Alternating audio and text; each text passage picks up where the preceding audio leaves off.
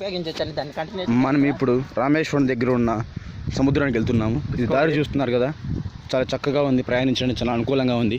ఈ వాతావరణం కూడా చాలా అనుకూలిస్తుంది. ఇలాంటి వాతావరణం నమ్మలేము, ఏ క్షణంలో అయినా దీన్ని తుఫాన్గా మారవచ్చు. చాలా మన జాగ్రత్తగా మనం ఉండాలి.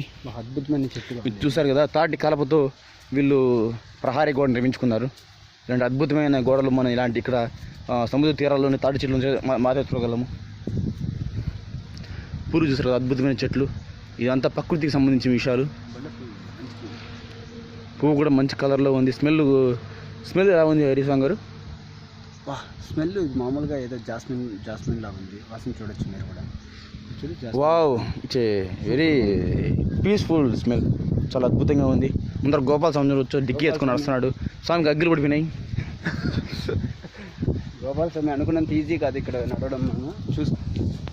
మనము ఈ ఇసుక తిన్నెలు గమనించవచ్చు. అంటే మనము సముద్ర తీరానికి చాలా దగ్గరకు కనిపిస్తున్నాము.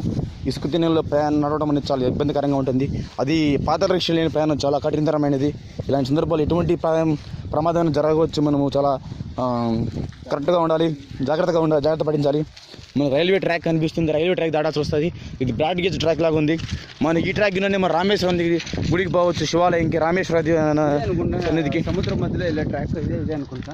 మన ఈ ట్రాక్ సముద్రం మధ్యలో తీసుకెళ్తుంది. అటుపక్క సముద్రం, ఇటుపక్క సముద్రం మధ్యలో ట్రాక్ మీదుగా మనం తీసుకెళ్లే ప్రయాణం ఇదే. మనం గమనించవచ్చు. ఇటువంటి ప్రయాణం చాలా కఠినంగా ఉంటుంది. మనకి ఇప్పుడే మొదలైన ఈత చెట్లు కనిపిస్తున్నాయి, చాలా గుబురిగా. ఈ కంప చెట్లు చూసారా, చాలా ప్రమాదకరంగా ఉన్నాయి. ఈ చెట్టు తన ఉనికిని చాటుకోవడానికి, దానికి ఎల్లుండి ప్రమాదం జరుపుకునేలాగా కంపలు ఏటుగా పెరుగుతాయి. ఈ దారి చూసారా, చాలా కఠినతరంగా ఉంది. ముళ్ళతో ప్రయాణం లాంటిది. ఏ అడుగులో ఏ ముళ్ళు ఉంటుందో ఎవరూ చెప్పలేని పరిస్థితి. మా బృందం వారు అడుగులో అడుగేసుకుంటూ వెళ్తున్నారు. అదే అడుగు నేను పాటిస్తున్నాను, లేదంటే మనకు ప్రమాదం జరిగే పరిస్థితి ఉంది. ఇటువంటి పరిస్థితుల్లో మన కాళ్ళకు ముళ్ళు గుచ్చుకుంటే కన్నా మన ప్రయాణం అంతా కఠినతరం అయిపోతుంది. మన దగ్గరలో ఆరోగ్య సదుపాయాలు కూడా ఎటువంటి లేవు. మనకి వినిపిస్తుంది, అలలు చప్పుడు వినిపిస్తుంది. ఇదంతా ఉప్పు నీరు, తాగడానికి చాలా నీరు చాలా ఇబ్బందికరంగా ఉంటుంది. ఇటు పక్క మనకు చేపల వాసన ఎక్కువ కనిపిస్తుంది. ఇక్కడ ఈ సముద్రంలో అంతా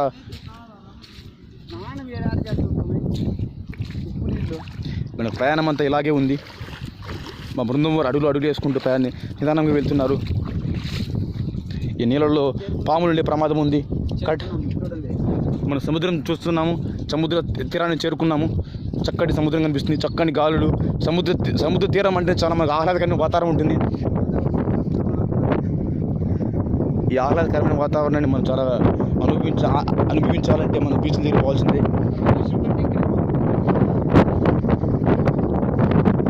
వావ్, చాలా అద్భుతమైన తీరం.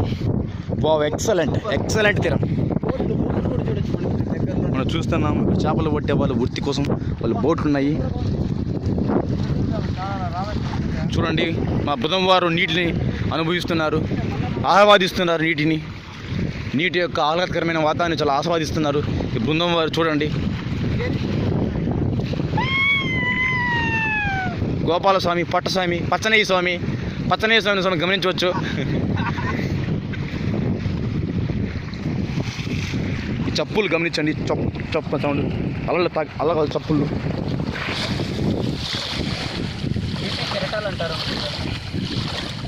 ఇది సంధ్యాలం, పొద్దున్న, ఉదయం అలలు చాలా ఎక్కువ ఉండే ప్రమాదం ఉంది.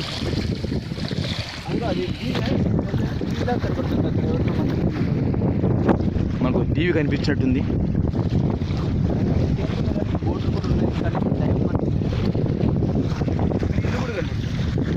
మనకి ఇల్లు కనిపిస్తున్నాయి. ఇది చక్కటి వాతావరణం. గోపాల స్వామి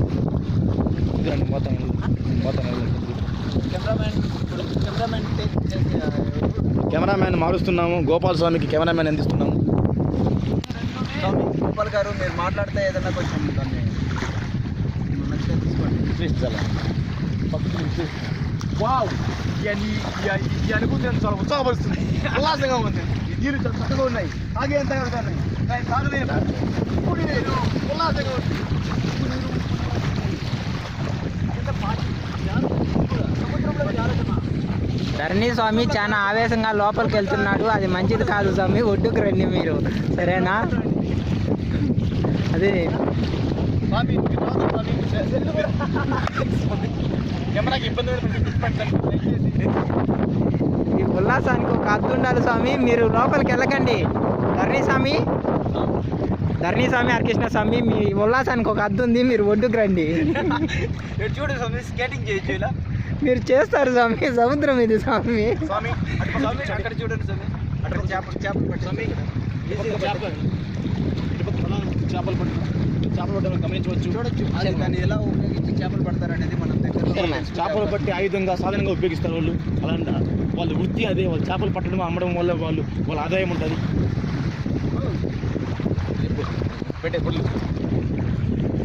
పొరుగుపడి డిస్కవరీ ఛానల్, హరికృష్ణ స్వామి, శ్రీ స్వామి, ధరణి స్వామి, కెమెరా మ్యాన్ గోపాల్ స్వామి, ధన్యవాదం.